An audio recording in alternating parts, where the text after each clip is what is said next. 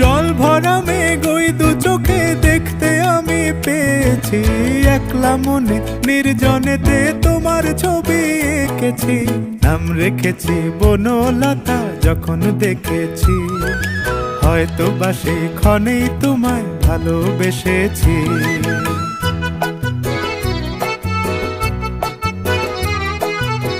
বনলতা কথা হয়ো না গো কুণ্ঠিতা, বনলতা কথা হয়ো না গো কুণ্ঠিতা।